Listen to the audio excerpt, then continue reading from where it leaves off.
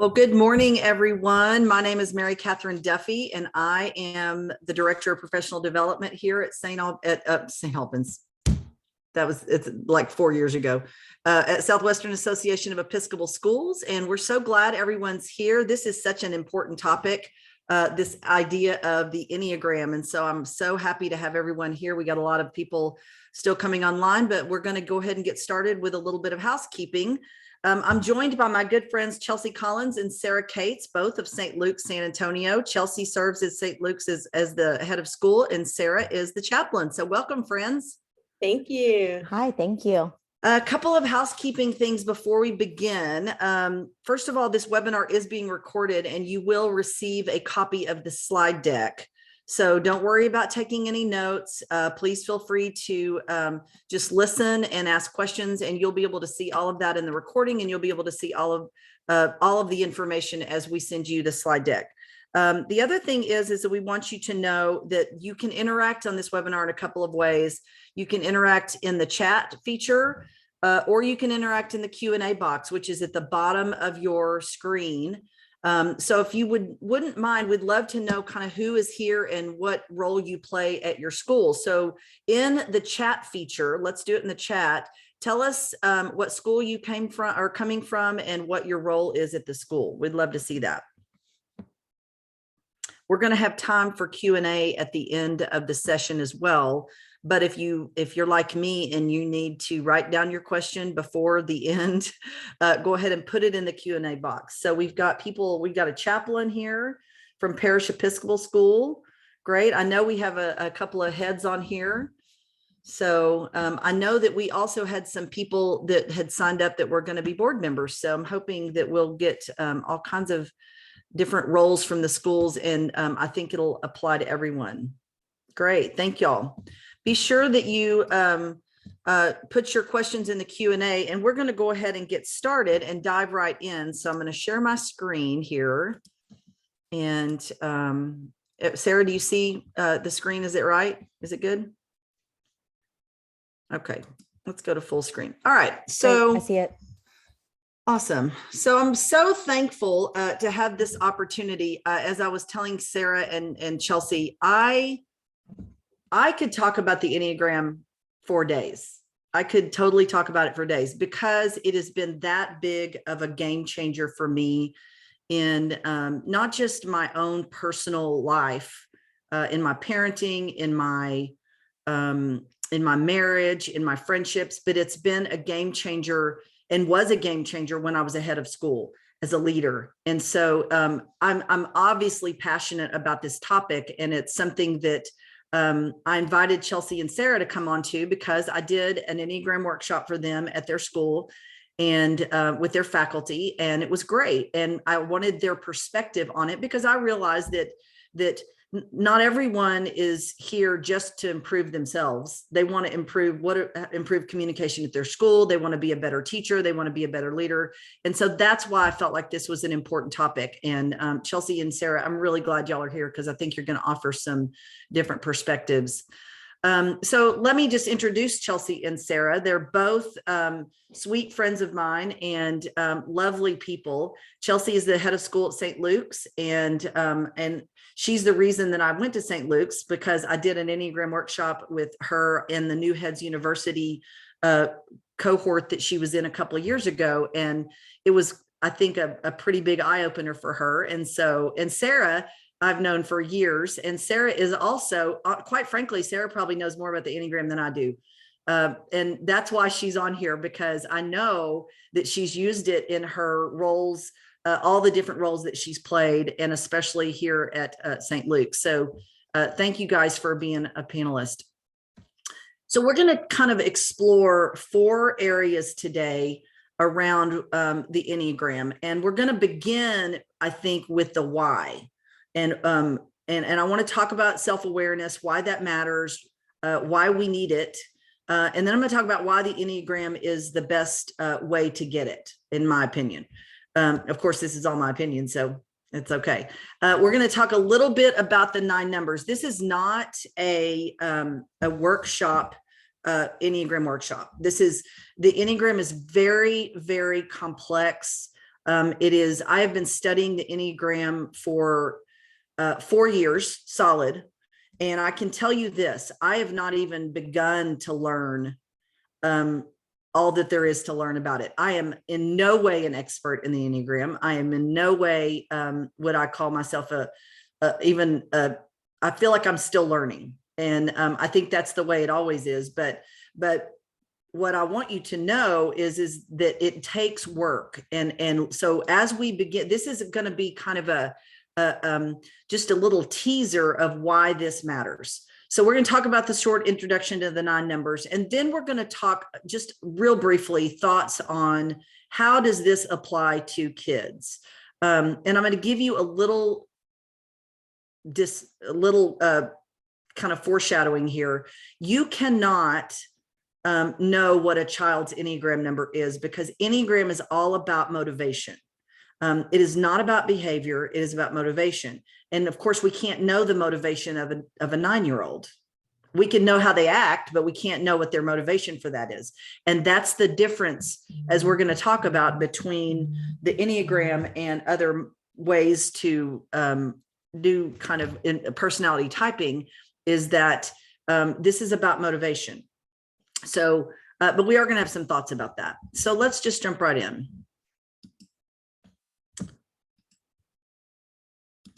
Okay, so let's talk about self-awareness for just a minute. And I'm probably going to make Sarah and Chelsea talk a little bit about this from their own perspective. But for me, the importance of the Enneagram is really about understanding myself. What are the ways in which I see the world? How do I respond to the world? How do I respond to stress? How do I respond when things are difficult?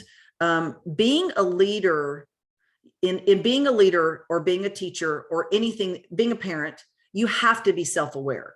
We have to know how we tick. And this isn't just about, for me, this isn't just about learning about myself. I mean, let's be real. Everyone likes to talk about themselves, right? Everybody does. Everybody wants to talk about themselves. Everybody, it's called the fall. I'm reading the Bible like this year, from Genesis to the end. And I mean, I'm in the fall because Adam and Eve, right? It's all about we think it's all about us. And the reality is that self-awareness is learning who we are and how we tick for the purpose of understanding how others see the world. And Beatrice Chestnut is somebody that you're going to hear a lot about. She's one of the resources that I'm going to tell you about later, but she says that being a leader in this new work world means dealing with the fast pace of change, the need to improve communication to foster better collaboration, and the need to relate to an increasingly diverse workforce. And I think you can take this quote, and I think that you can change that to being a teacher, being a head of school, being a chaplain.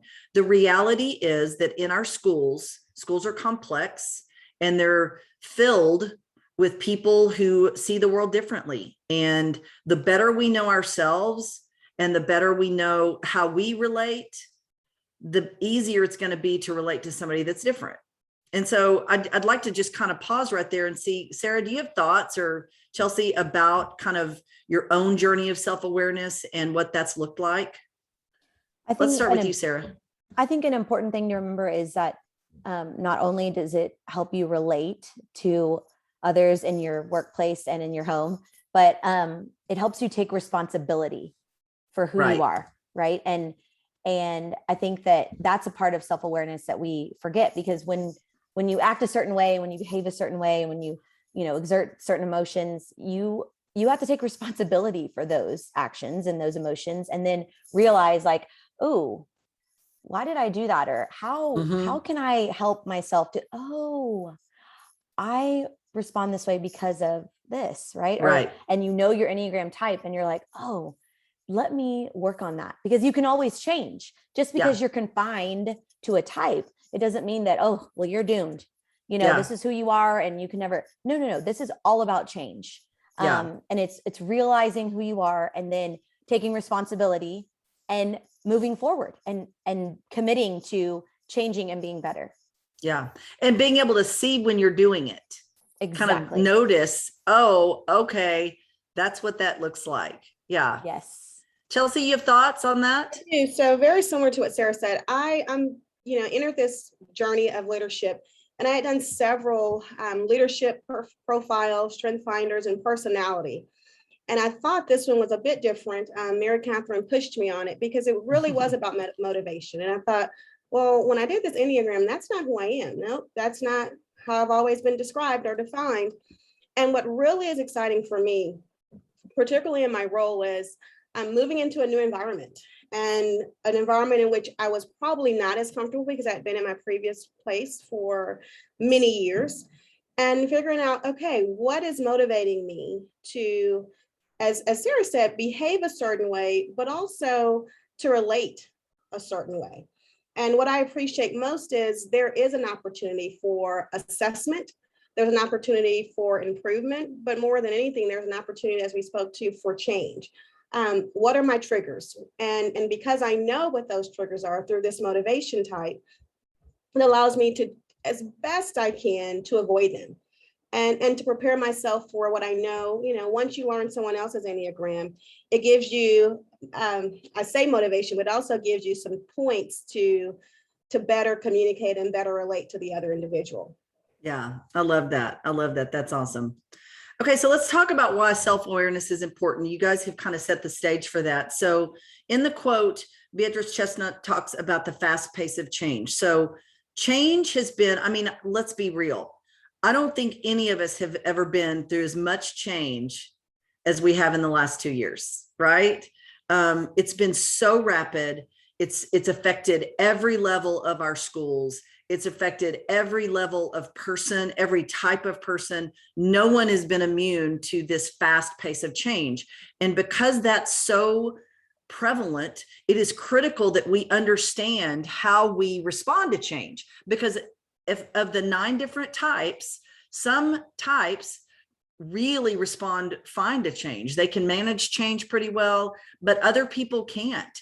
And we've got to pay attention, kind of to Chelsea's point about, okay, that may not be as big of an issue for me, but it's a big issue for this person. And so I think that's really critical as we talk about the fast pace of change. Improving communication and collaboration. That's kind of what you talked about, Chelsea, is that we're trying to, if we're going to be good teammates, if we're going to be good teachers, if we're going to be good leaders, we got to make sure that we're communicating and collaborating. I always say that schools are in the relationship business. That's what we do. We are teaching, of course we're teaching, but really we're in the relationship business. And the best way to have a good relationship is to have good communication and good collaboration. That's got to be a priority. I think the final thought around relating to an increasingly diverse workforce, that quote came from a book that's really geared towards business leadership. But the reality is that it's the same for our schools. The workforce is the constituency. Learning to appreciate and connect with people who see life differently than you. I think that is the key. And Episcopal schools by nature were filled with a very diverse student population, a very diverse parent population, faculty. I mean, we have, that's our gift. And really is the diversity of our schools. And so I think learning how we tick and who we are as people and what what our triggers are, it makes it easier to be able to appreciate people that are different from us. I love this. I told Sarah, I saw this on Facebook this morning and I just couldn't stand it because this was perfect. Stop expecting you from others. I mean, that's perfect. So I want to tell you a little story, a personal story about why I think this self-awareness is so important. And it's a personal story. Poor Brian, my husband, we've been married 31 years in February. And I mean, I'm lucky he sticks with me because I talk about him all the time. He's an Enneagram 1 and I'm an Enneagram 7. Okay. And so this is a personal example of how this matters just in our own marriage. So ones are traditionally very steadfast. They're very loyal. They're very routine oriented. They don't like change generally. They're somewhat controlling. They can be rigid. That we're laughing because if you know a one, you know that that's true. They're rarely disorganized. They put things back where they found them. That's just how ones work. They can also be pretty critical, very black and white, and they're hard on not just you, but themselves. So what they expect out of you, they expect from themselves, and they're black and white thinkers. So it's good and bad. It's right and wrong, right? Well, I'm an Enneagram 7, and we aren't anything like that. We are spontaneous. We tend to be adventure seeking. We're big picture. We're visionaries. We're gray. We can also be scattered and disorganized and not put things back where they go. An Enneagram 1 always finishes what they start, right? An Enneagram 7, we're great starters. But sometimes we don't like to finish because it's boring. So you can imagine this Enneagram 7 being married to this Enneagram 1 and what that looks like when it comes to things like, I don't know, quitting your job after 17 years to do something different. And I can remember Brian saying to me, you know, I would never quit my job without having another one. And I was like, yeah, I know. But the reality is that because we are so different, it would have been easy for me to not to discount kind of that my choosing to change and do something new after 17 years. Brian has had the same job since he was 23, the same exact job. And that's great. He loves that job. And he's done the same thing for 23 years. I've had 4 different jobs, 5 if you count staying at home as a mom, and they've all been kind of different. I mean, none of them have been the same. And what I loved about being ahead of school is also what I hated, which is every day is new. You never know what's coming. You don't know if it's going to be like a day that you planned out and it all works out well, or if it's just absolutely a dumpster fire. Am I right, Chelsea? That's the way your day is, right? And so you can imagine what that's like in a marriage where one person is pretty kind of routine oriented and one person's always coming up with a new idea. And I think that if I had not learned the Enneagram, now I understand that Brian just sees the world different. It's not wrong. It's just different, and vice versa. So when there's time for change and something I want to do, I don't just throw that out at him. I give him time to process it. I give him time to think about it. He in turn is not surprised. I'm not going to say it doesn't make him crazy, but when I don't, finish something, or when I'm unorganized, or when I've come up with 75 changes to the one idea that we've agreed on. So learning the Enneagram has really helped in that relationship. And that's an example of what I'm hoping you guys can take when you go forward and you're thinking about your marriage, or you're thinking about maybe your team teacher, or you're thinking about your assistant head of school, or whoever it is that you work with that sees the world differently. Okay, so one of the people that I want to introduce you to is Ian Morgan Cron. He is an amazing Enneagram teacher. He's an Episcopal priest. He's also a therapist. And he talks a lot about why the Enneagram versus another tool. And I think Sarah kind of alluded to this. The reality is that the Enneagram gives you a pathway to some extent for change. A lot of personality tools will just tell you what you do. But this, for me, has given me a pathway for understanding my strengths and weaknesses, what my triggers are, and then to be able to look at that and go, okay, I know that I tend to come up with 75 ideas, start them all, and then not finish them, right? I know that that's something that I'm capable of doing. So what do I need to do to come up with maybe 3 ideas and actually finish all 3 of them? And how can I do that? Right, Sarah? So what's an example of kind of something that you've looked at in your own life and said, oh, that's something that I can do differently? Yes. So I'm a 2, and we will talk more about that, but 2s are very relational.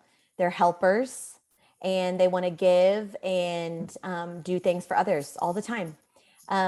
in turn, like a lot of twos, that comes with not using your voice at a time when you may think that it's really important because you don't want to upset anyone, or ruin or possibly like ruin or hurt a relationship. And so for me, that's been a huge growing edge. Being self-aware, knowing that I am worried about relationships and want to put them first always. And I tend to not use my voice. But I know with this new job that I have as chaplain, I have to advocate for people that don't have a voice. And that's something where like my two gets right in there. And I'm like, oh, Sarah, you have to advocate for people that don't have a voice. You have to use your voice to advocate for others. And I have to speak up for myself because I know that my heart is such a good compass, and I need to use my voice to show that I do have a lot of great things to say, and I can't worry about possibly upsetting someone or hurting a relationship. And so I'm constantly in that tension and checking myself over and over again because I know that about myself, and I tend to, go to one side. And if I'm in a little bit of an unhealthy place, I tend to not use my voice and then get passive aggressive. And so I have to remember, and my husband and I have a very fun relationship because I can use my voice a lot. I mean, all the time around him, and I feel very comfortable for that. So he encourages me to continue using my voice. And he says, why don't you use your voice like you do with me? And I'm like, I know it's easy with you. Yeah. But yes, so that's Yeah. And that's that pleaser, the two is the Yes. pleaser, and they want people to be happy. That's right. And so, yeah, I love that. Okay. So I want to introduce Ian Cron, and can y'all hear that? No. Uh-oh. You know what? No. That could be a problem. I was afraid of that. This happened to me last time. Well, let me skip that, and then you guys can see this. I'm going to send out the video of this, but basically Ian Cron is talking about what the Enneagram is and why it matters. And so in this video, and I'm sorry because I wish that that it worked. I should have thought of that. Let me get this out of here.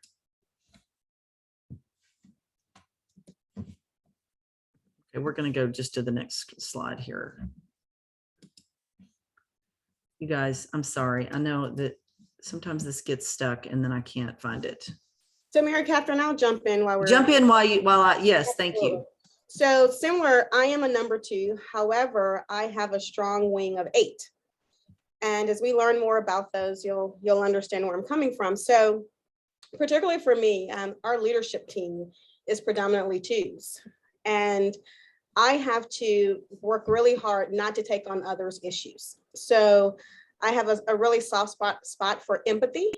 And lots of times when teachers or teammates or families come in with an issue or a sense of, I'm now the counselor in the role, I have to work and be mindful that I cannot let all of my emotions come out with it. Right. And I have to be that person of reason, but also the person who recognizes, yes, I understand, but. And that is a challenge for me sometimes. And I tend to move towards that 8 when those situations happen. So I just think it's interesting as we all are number 2, Sarah and I, but we have to manage it differently. And what those triggers are for each of us still tend to be a little different with our side wings. Yeah, I agree. Okay, can y'all see this now again, or you see a picture of my kids? You see it? Okay, good. I apologize. I'm sorry about that. All right, so let's talk about how the Enneagram can help you in your school, and it's kind of what Chelsea just alluded to, and Sarah, about understanding who they are and how that is different from other people. And so I love, Sarah, what you talked about advocating for other people and choosing to do that rather than to please, right? And Chelsea's in the same boat. I mean, the reality is that as a head of school, we're having to make difficult decisions. And so as a leader, when you know yourself and then you understand who your coworkers are, then kind of like what I talked about with Brian, using different techniques to kind of respond and communicate and collaborate with each other, that's the key. That's why it helps. And so whether it's in a department that you're in, whether it's your team teacher, your assistant head of school, whether you're a head of school and you're dealing with a faculty member that's different, I can remember many times making decisions that were going to be change. Moving, this is a great example. All my faculty members on this call will understand this. Me having to move a teacher to a different room. Oh my gosh, I'm going to have to move you to a different room. Do you think that would bother me? I would move to a different room I would always, the few years that I taught, I changed up my room every year. I changed it up. I might've changed it up at Christmas, but to move a teacher to a room is stressful if you are, a 6, if you're a 9, if you're a 2, especially if you're a 1, you don't want that. This is what we do. This is my room, right? And so those are the kinds of things the ways that I think it can really be helpful in a school. What's happening at the moment? How do I need to regulate my response to help you hear what I have to say? It's really important. So I love that. Okay, so let's go through the different numbers. This is, if you have not seen the Enneagram shape, this is what it is. And what you'll see, this is the only thing I'm going to tell you a little bit about, so that you know. So whatever number you end up being, you have a relationship with 4 other numbers. So I'm a 7, right? And I have a relationship with the 8 and the 6. These are called the wings. The wings are the numbers on either side of your number. And what that means is that I'm a 7, but I can take on characteristics of the 8, and I can take on characteristics of the 6. It also means that I have a relationship with the 1, where the arrow is pointing, and the 5. What that means is that in a stressful situation, I go to kind of a 1. Whatever the arrow is pointing to is what you go to in stress. So I go to a 1, which means I can take on some of the negative qualities of the 1 when I'm stressed out. One of the things that I tend to do, I wish you could see all the calendars in whiteboards. When I'm stressed, I tend to really get super calendary. Like I write down everything and make all these notes, and guess what? It makes me feel better, and I never finish it. I just move on. I make the calendar, and then I feel better, and then I move away, and I forget everything that I wrote. It's crazy. The 5 is also what I go to when I'm in a little bit more healthy. And what that means is that I'm a little bit deeper. I tend to be a little bit more focused. And I don't forget the 25 things. So if I'm super unhealthy, I'm going to be scattered and unfocused and unable to kind of stay motivated to get to do that kind of grudge work that you have to do to finish a project.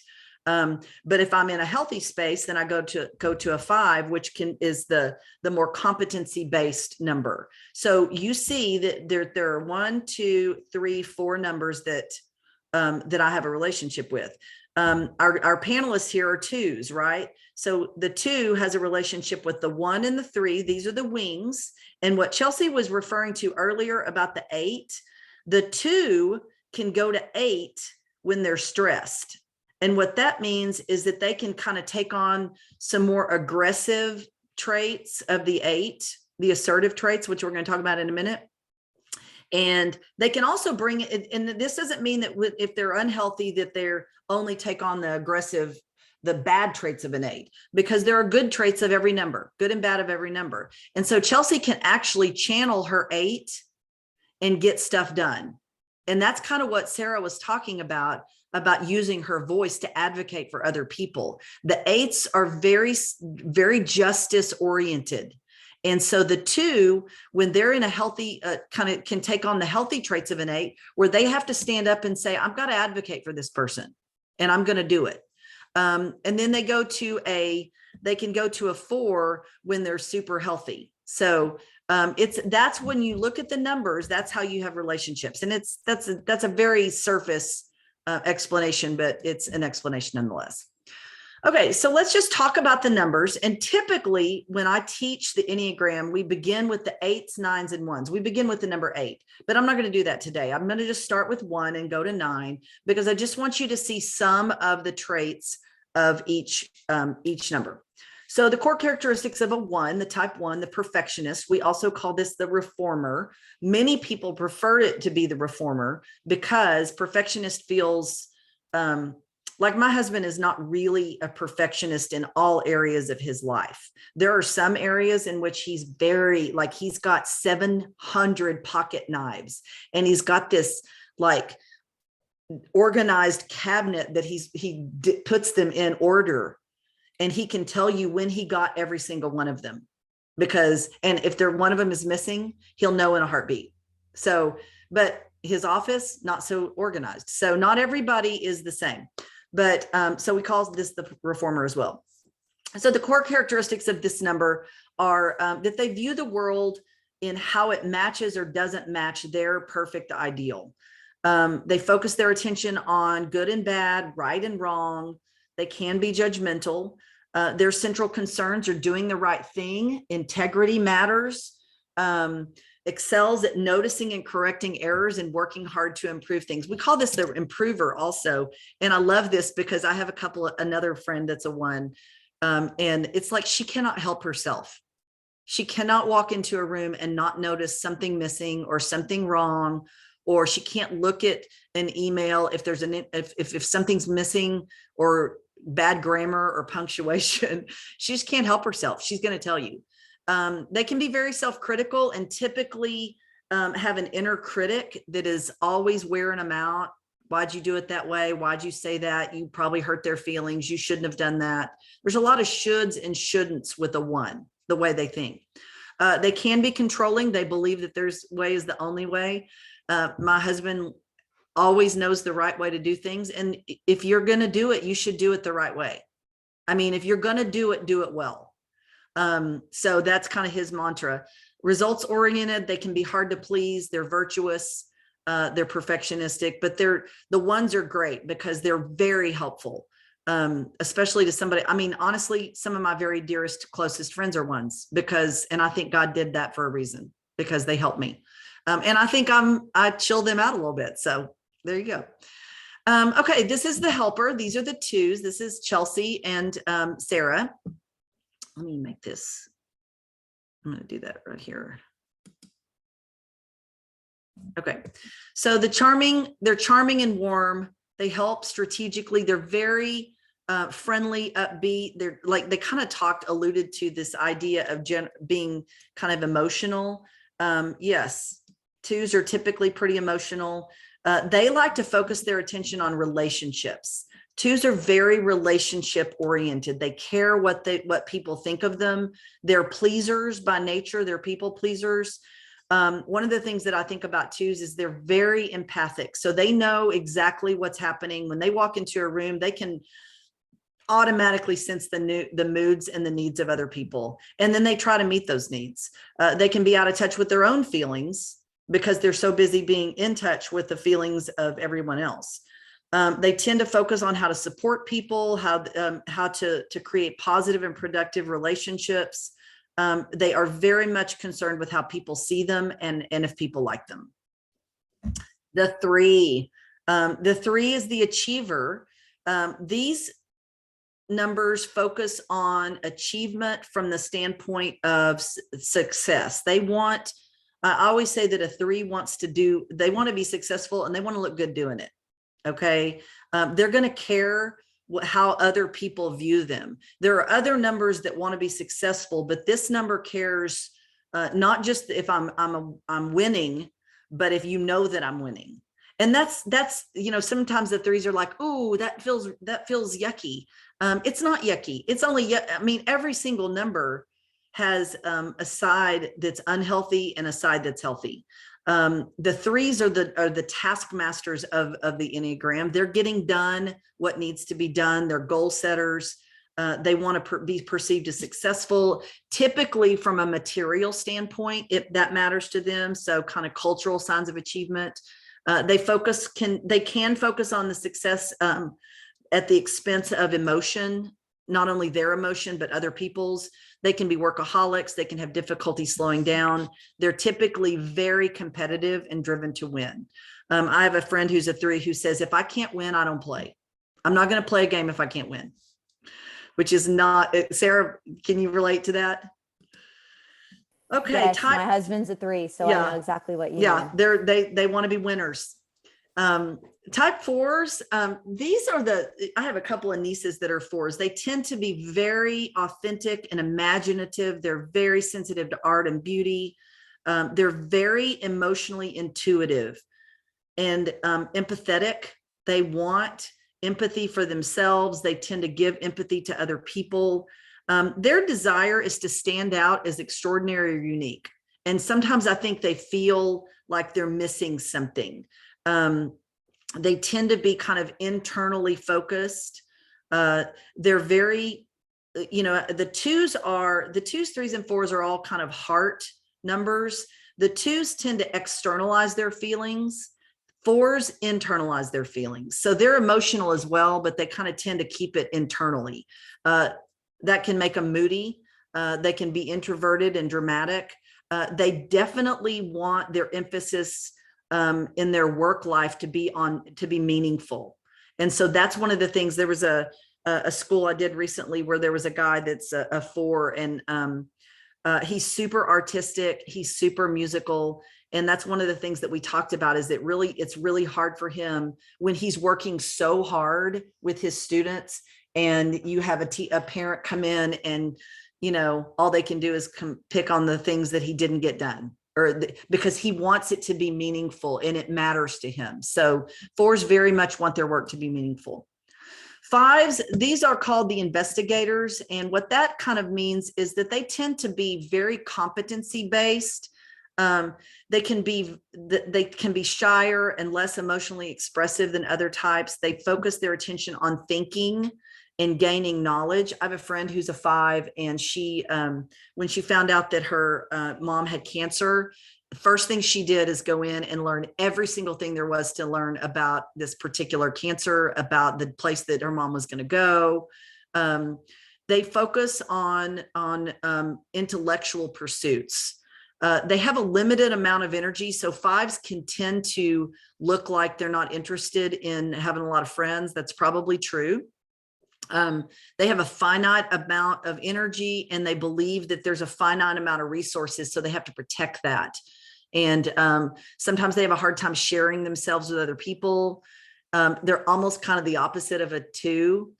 They're very focused on making sure that they've got like this small group of people that they can connect with, versus a 2 that, is more emotional.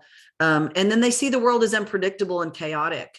And so the way they manage that fear is with learning and knowing and keeping boundaries. 6s are the loyalist. And I love this particular little thing. This is so many 6s relate to this. When you give a 6 a courtesy smile in an elevator, they're like, why are you smiling? I don't know you. We call them the skeptic, the loyal skeptic sometimes. They focus their attention on detecting threats to safety. They're preparing, they're overthinkers. They are very loyal and analytical, and they like to assess threat and risk. I don't think there's anybody that has done better in a pandemic than a head of school that's a 6. I have a friend who's a school head that's a 6, and man, she was born for this. She was born for worst case scenario. And every time it happens, she's like, told you that was going to happen. I mean, it's perfect. They can struggle with paranoia and indecision because they overthink everything. They either love authority or they hate it. They either want you to tell them what to do, or they are going to push back on it. They're very sensitive to power dynamics and issues of safety and security. They're prepared. They're risk averse. So they're always kind of calculating the risk of their next decision. And so, yeah. And they say, I don't know, Sarah, have you heard this, that most of the world, this is not, there's no way you can know this, but that most of the world is an Enneagram 6. Have you ever heard that? I have, which is, I don't know if I believe that. Well, I would Like- say that if you are a 6 and you watch the news 24/7, it's going to be, most of the world is going to be a 6. Right. Okay. So type 7, the enthusiast, these people, this is me, tend to be energetic, fast paced. We tend to use our hands a lot. We focus attention on fun and stimulating things to do. They enjoy creating options and planning. Listen, when I was ahead of school, when I was one of the things I did when I was stressed is my friends would come in and go, "What you doing?" And I'd be like, "I'm shopping for RVs. Is that okay?" I mean, it'd be like 2 hours before parents, like a big parent meeting, or 2 hours before something I had to get done. And I was in there shopping for RVs. We're never going on an RV trip, by the way, because my Enneagram 1 husband is not going to have anything that's out of his control. And driving a large motorhome down a I-10 is going to be out of his control. So, but I'm always shopping for him because it makes me feel like I've got options, right? Future oriented. We're good at reframing the negative into the positive, which can either be really helpful or really unhelpful. Typically, it's really unhelpful. Tend to be visionaries. We like to play with ideas. We like to come up with new ideas, but we can be a lot. Let me just say that. Enneagram 8s. These are what we call the challenger. They tend to be, this is kind of what we were talking about with Chelsea earlier. The challenger is the most assertive number on the Enneagram. They tend to be very attuned to power. They have quick access to anger, very high tolerance for conflict. They don't have any problem challenging or arguing with you or negotiating, or they're not worried about pleasing you. If they're healthy, they're going to take on the attributes of a 2, which means they are going to care about that. They are strategic thinkers. They're big picture. They're high energy. This is the number that I would say is kind of your snowplow. This is who you want in front of you when you've got a hard job, when you've got a hard decision you've got to make, or like they're just not concerned at all about if anybody's pleased with them. They tend to have a large energetic presence. They can be intimidating. They can be excessive or impulsive. But the Enneagram 8 has a very rough exterior and a very soft interior. They tend to be very social justice minded, can be generous and protective of others. They're not afraid of conflict. My son is an Enneagram 8, and I'm a 7 with a pretty strong 8 wing, but he's probably an 8 with a strong 7 wing. And 8s like to argue. They enjoy arguing. They think it's fun. And I don't think it's fun, because I'm fine to argue but it's not as fun as doing something else. And he's like, "No, you cannot back away from this. We have to, let's just fight this out." And I'm like, "That's not fun." But he really does connect with kind of being willing to butt up against each other. And he respects it if you do that. Muzzy, can I say something real quick? Yes, please do. So I think one of the biggest breakthroughs I've had with an 8 is realizing that exact thing that you said, is that they're not necessarily like attacking you or right. Probing you to to lose the argument, or come on, come up with another idea, come up with another one.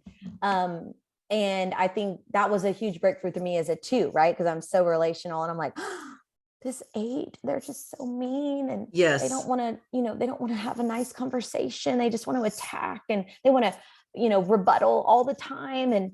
But once I realized, like, oh, this is what 8s do, and they think this is exciting to them, and they're not attaching any emotion to that. They're not saying like, oh, I'm going to make Sarah feel bad about herself. Right. And so once I realized that, it was such a breakthrough for me to be able to talk to 8s and be cordial with them and entertain them, and kind of go back and forth and be comfortable and confident in who I am, knowing that this is what they do and I'm not offending them, and I can't be offended by them either, because this is what makes them tick, and this is what gets them excited. I love that. It was a huge breakthrough for me as a teen. Yeah, I think I love that. And I think to that point, I said that to Hayes a couple of days ago. He got all kind of sassy with me, and I'm like, "Why are you getting all," he was like, "Don't get offended. This isn't, I'm not even talking about, it's not something you said." I mean, but he's like, kind of aggressive. I'm like, calm down. But that's his nature. It's kind of that whole quick access to anger thing. He's like, I'm not angry. Are you not? I mean, but most people don't realize that that's just kind of that's how they come across. And so, yeah, I think that's a really important breakthrough, especially with 8s. And let's look at the 9s. The 9s are the peacemakers. And so I would tell you that of all, I've probably done about 6 or 7 schools now. And we have a lot of 9s in our schools. We have a lot of 9s, a lot of 6s, and a lot of 2s. And the 9s are what we call, I mean, Ian Cron says the 9s are the sweetheart of the Enneagram. And I think he's right, because they kind of sit at the top of that circle, and they see kind of all perspectives. And that's to me, the biggest part of a 9 is that they see all sides of an issue. Clara, our daughter, is a 9. So I have a 9 and an 8, and she has a strong 8 wing, which is interesting because she's super chill, gets along with everybody until it's time to stand up for somebody. And then she's going to go hard. And I love that, because then she and Hayes can, they kind of take on some similar characteristics. But the 9 is typically super easygoing, goes with the flow. They tend to blend with or over adapt to other people. They want to avoid conflict at all cost. And I was telling Clara last night, we were talking about something. She said, the reason I want to avoid the conflict is because I don't want to be disconnected from you. I don't want there to be a disconnection. And I think that's really true for all the 9s. I think they really value their harmony, their connection with with people. They can be easily distracted and out of touch with their own anger. They can have difficulty making decisions. They can struggle to prioritize tasks because they don't know what they tend to merge with other people. So they're like, oh, well, what do you want to do? And if that's what you want to do, then I'll just do it, and I will disregard my own feelings. Leaders that are 9s tend to lead by consensus, which is great until you have to make a decision. And then if you are a 9 and you're a head of school and you're getting everybody's opinion, that's awesome, until it begins to look like you are not a good decision maker, right? Chelsea, you can imagine what that looks like, right? So thoughts on any of that before we go to the Enneagram and kids? Do you guys have additional thoughts on any of that you'd like to share, Chelsea? I do. So to your point, we did this with our faculty, and not knowing a lot about Enneagrams, the majority of our faculty were 9s, 9s, 2s, and 6s. And then I thought about, well, our admin team, because as leaders, we're called to lead, and that's usually leading through engaging, inspiring, and motivating. So what motivates our team? Mm-hmm. I think it's interesting for our 2s, Mary Catherine, we are often quick, and Sarah, you can speak to this in our senior admin team. We're often quick to help others. Oh, I'll help you. I got it. But for some reason, I think it's more difficult for us to ask for help. And I don't know if that's because we don't want others to feel like we don't have it, we can't do it. But I also think it's interesting we have a 9 in our senior leadership team. And I find myself constantly going to her asking, okay, do you agree? What do you think? Because I don't want her voice to be silenced, and going with the consensus. Yeah. And Chelsea, let me say this, and I'm glad you brought that up, because 9s will not offer their opinion unless they're asked. Yeah. So good for you. That's a great example of Chelsea knowing herself, knowing her team, and going, I don't have to ask Sarah what she thinks, but I do have to ask this 9, because the 9 is not going to offer their opinion until asked. So yeah, that's excellent. Well, and I also want to just add about the 1. I think every school needs a 1. That 1 is usually, just in my experience, that business officer. Someone, unless you don't know they're a 1, you think they don't see you as a person. They just see numbers. Yeah. And those numbers are so concrete and absolute that they are safe within that space. I call it, with our number 1 on our team, her tender insecurities, because she wants to always be perfect, and she gets really concerned when she thinks that she's disappointing. And to that piece, what I have to have conversations about, that she expects others to be perfect too. Yeah. And she has frustration when others are not meeting the expectations that she has imposed upon us. Mhm. And, it's that side of the conversation where I do things privately with her and not publicly, right? Sarah and I can have a public conversation. We probably would not, but we could. And everyone gets in and we laugh and hug afterwards. But with the one, I have learned just through the Enneagram to go and close the door and say, okay, I need you to be nice. Yeah. I think you're doing a great job. And she needs all of the details, right? I cannot say the big idea because that's how twos are. We have these great ideas and she wants all of the details. And I Mhm. have to prep her to say, okay, we haven't figured it all out yet, but this is what we're thinking. So just kind of go with it until we figure it out. Yeah. And Chelsea, one of the things that I've learned this from, I actually learned this in counseling because I do counseling with a counselor that is an Enneagram expert. But she told me, and this relates to that, and it relates to my husband, when you give an idea to an Enneagram 1, they believe it's their responsibility to make it happen.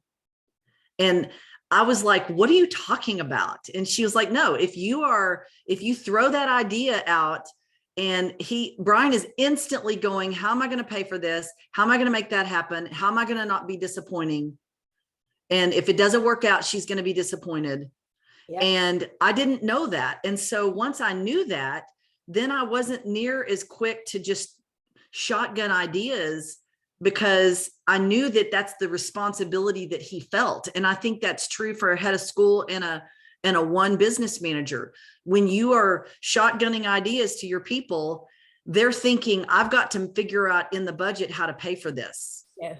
And that's not what you're saying, but that's what they're hearing. So I love that. That's a great example. Thank you.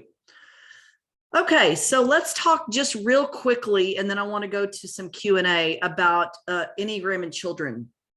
So I would recommend, if you have not heard of Suzanne Stabile, that you get on her podcast. It's called The Enneagram Journey with Suzanne Stabile. And these are the episodes 78 and 79, where they kind of talk a little bit about Enneagram and kids. And Billy Shuey is Suzanne's son-in-law, and he and his wife Joey, who is Suzanne's daughter, they do a lot of work around parenting in the Enneagram. And basically what they're trying to learn is that you can kind of divide kids into an aggressive stance or a withdrawing stance or a compliant stance. Now, this is all stuff, if you're not familiar with the Enneagram, that you're not going to really understand this, but what they're talking about is the social style of a child. Do you have children that are aggressive? Do they tend to be compliant, where they're people pleasers and or do they tend to be withdrawing? So you can usually look at your classroom and you can go, I can see the kids that are assertive. Well, those are the 7s, 3s, 7s, and 8s, right? The kids that withdraw when there's conflict or a little bit more quiet, those may be the 4s, 5s, and 9s.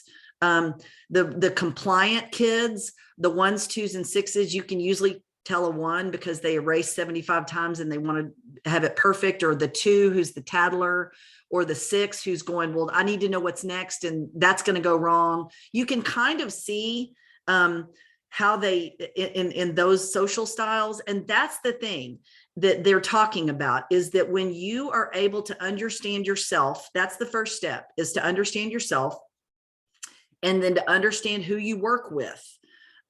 What you should realize is that as a teacher, your personality traits do matter in your teaching. How you are wired matters in how you go about teaching in your classroom. And if you're an Enneagram 1 who wants control and wants your classroom to be detailed and orderly, and you've got an Enneagram 7 or an 8 in your class, you are going to have conflict with them, because the 8 does not, neither of those numbers like to be told what to do. They don't care about order. They don't really care about your plan. They're going to ask us 70,000 questions, and they're not going to raise their hand, right? If you're an Enneagram 8 and you're teaching, or like to Chelsea's point, if you're a 2 and you're super personable, and or a 7, maybe like I was a 7 and I was a teacher, and I mean, like, the Enneagram 1 kids in my classroom, I'm sorry for them. They probably need counseling, because they would be like, well, what are we doing today? Well, I don't know what we're doing today. I haven't decided. Well, it's 8 o'clock. I understand it's 8 o'clock. I'll decide right now. But they wanted to know what's coming. And I'm like, I don't know, whatever I think of is coming. Right. So you can imagine how, as a teacher, that can be kind of an issue. And so that's how I think Enneagram works in a classroom. And there's a lot more to be said about it, but it works from your perspective as your teammate. That would work like if you have a Enneagram 5 and an Enneagram 2. Well, let me tell you something. A team of a 2 and a 5, 5s do not want help. They do not want you to do their copies for you.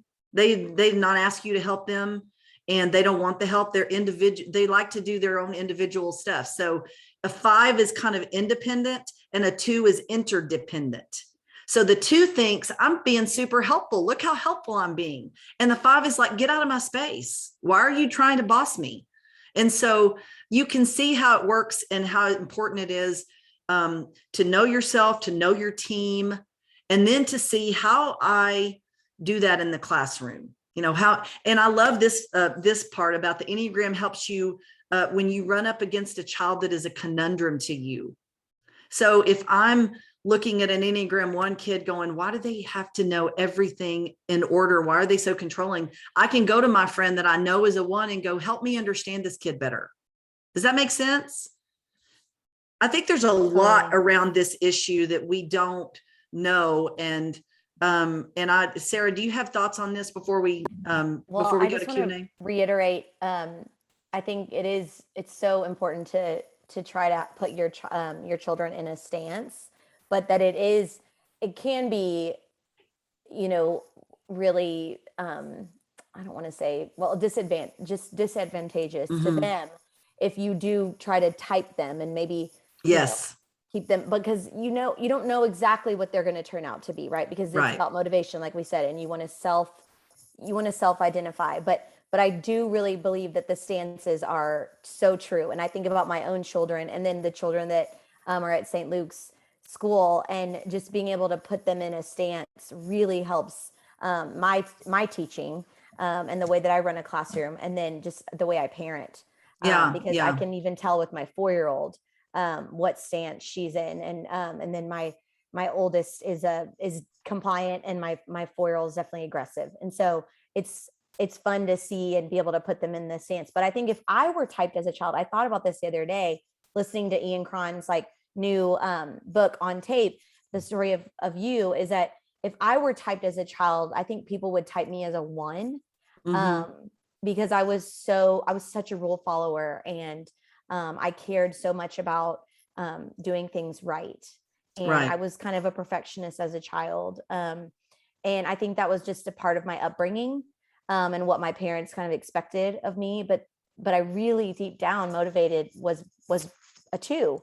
And I think I realized that the other day, and I was like, oh, I think I would have been typed as a 1. And I would have been, mistyped. So anyways, I think to your point, I think that's really important that first of all, let me reiterate, you have to do the work.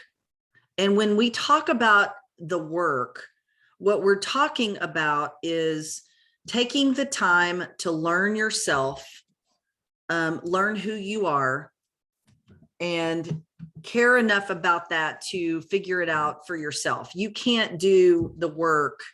No one can do the work for you. You have to do it and do the deep dive. Then you begin to know about other people. Then you can begin to really understand students. But I agree with Sarah that it can be really, again, I've been doing this for going on 4 years. I've been studying the Enneagram, and I have not even, it's just a little glimpse of what I really feel like there is to know about this subject. But at the end of the day, it's all about doing the work for yourself first and learning who you are and what triggers you and how you can grow.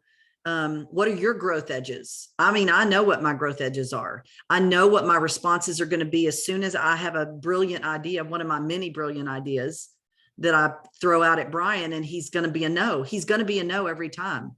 Well, now that I know that about myself and I know that about him, I'm not mad that he's a no every time. He's going to be a no. And so I just email him and say, I know you're going to be a no, but here's the spreadsheet. And I would love for you to consider this, right? And then he has time to say no in his office with the door closed. No, no, no, we're not doing that. And then he can process it. And then he can respond in a way that we can have a conversation about it. So that's just a simple example, but it's an important one to remember that that's why we do the work. So I'd love to get just kind of, as we're waiting on questions, if we have any additional questions, that just kind of some parting thoughts. Chelsea, we'll start with you about why, kind of anything you want to say about what this has done for you in your school. Well, I think, as I spoke to earlier, coming into a new environment, as leaders, we don't have the gift of time before we have to start making things happen. And having you come in and actually do this with our entire faculty gave me almost a cheat sheet, and in such a way that I knew who our team members were. And I could then do the research, as you speak to, on my side to say, okay, well, I know that most of my classroom teachers are 9s. So how do I implement change? Because obviously changes will occur. How do I implement that? And how do I go to those teachers and solicit their opinions, recognizing that it's an opinion. But also from the other side of it is when I think about professional development for our staff and for our faculty, recognizing, to your point, in the types of children that are in our class, most of our children may not be 6, 9s, or 2s, right? That's who we are as the adults, but how do we make sure that we are equipping our faculty to teach those 1s and those 5s and the students who are not, so teachers are not always so comfortable with. Right. And, we didn't even touch on the teacher role or the head of school role in dealing with parents. We didn't even touch on that, which isn't even a whole nother webinar, but how we can do the work and then begin to be able to deal with difficult issues with parents, knowing kind of, know their number, but you can know kind of you can see how they're responding, right? Oh yeah, you start to figure it out. Sarah, any last minute thoughts from you? I'm so eager to learn more and more about the Enneagram. And it's kind of addicting, honestly, once you get started. So I just challenge everyone to really do the work and I started by listening to podcasts, just because it was easy for me as a busy working mom. And then I started reading some of the books, by Ian Cron and Suzanne Stabile, and, Jen Hatmaker has a great podcast series on the Enneagram. It taught me a lot. And the more and more I learned, the more I could test it out, on people and not, put that on them, but I would do it in my own, my own head and my own heart, and, I think about how I related to people and how I responded with certain personalities. Right. And just being able to, like we've said all along, being more self-aware, because when you were more self-aware, then you were able to influence the world in a better way. For sure. And I think that's what we're all trying to do. Yeah. And, we've focused a lot today on how does it work in a faculty and staff and leadership in the school. But one thing that we have not talked about is how would it work on a board? How would it work on your school board for everyone on the board to understand how they see the world would be super helpful when we're making decisions. Just thinking back on COVID, if your board is populated by, a bunch of 6s, well, they're going to be overthinking and analyzing and preparing for the worst. And maybe it's led by an 8 who's kind of fearless and not even thinking about that. Or it's, then you've got immediate conflict on making decisions and policies and that sort of thing. So I think it's just applicable everywhere you turn. And I would agree. I would reiterate what Sarah said. Do the work. I'm going to send you when you get the slide deck, you're going to get a list of resources. It would be my pleasure for you to email me and ask me questions about it. Obviously I love to talk about it. And I know that Sarah would be willing to talk about it. I know Chelsea would be willing to talk about kind of what their experience has been, but I just really encourage everyone to do the work as well. So if we don't have any other questions, we've kind of gone over. Sorry about that. Not surprising. But I'm going to go ahead and stop the recording. If you're watching the recording, we thank you for coming and being a part, and feel free to email me.